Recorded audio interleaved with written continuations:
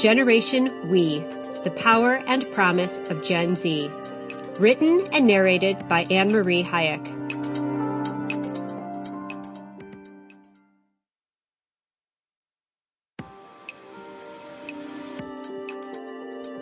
If we merge mercy with might and might with right, then love becomes our legacy and change our children's birthright.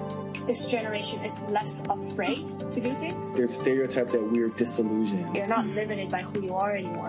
You're born with your sex, but your gender is something that's placed upon you almost without consent. And it takes a person of privilege in a privileged country to actually make an impact. We need collective action, and if we're all doing it together, then it's really going to have a big impact. My friends and I might still be in elementary school, but we know life isn't equal for everyone, and we know what is right and wrong. Because understanding how all of our fights for liberation are linked and tied together has been the key to me really understanding what it could look like to unravel oppression.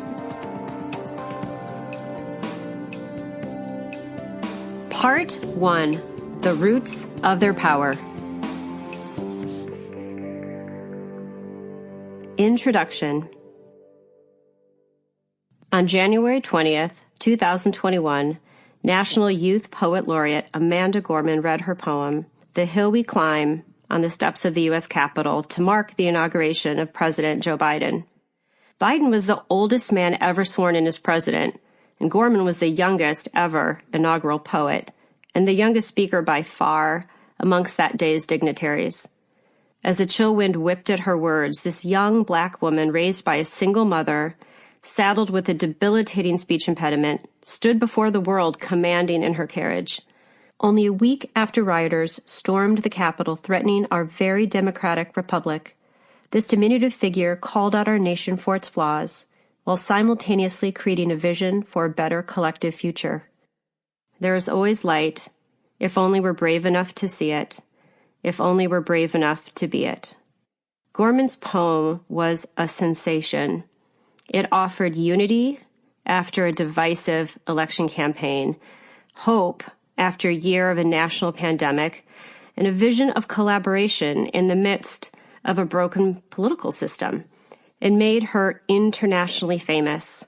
It made her a spokesperson for her generation, Generation Z.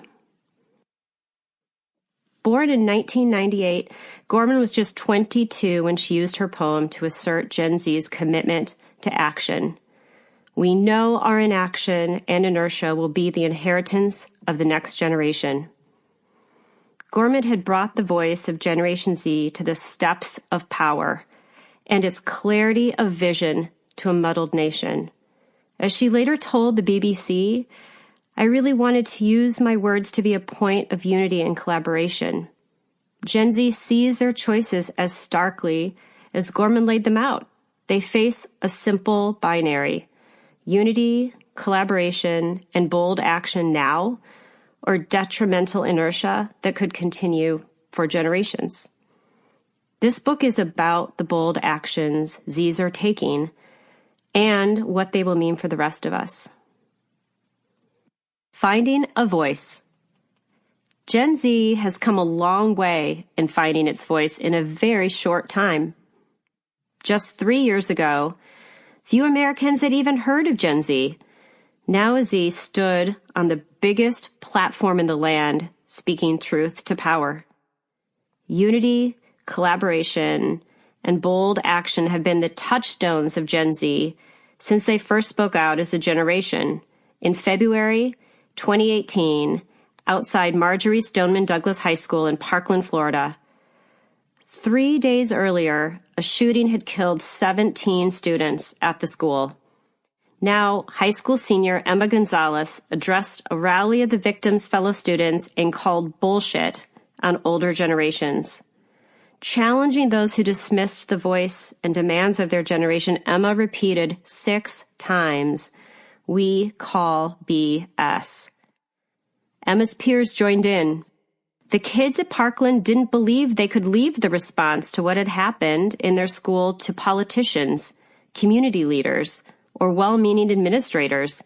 They were going to lead themselves. They were sick Sample complete. Ready to continue?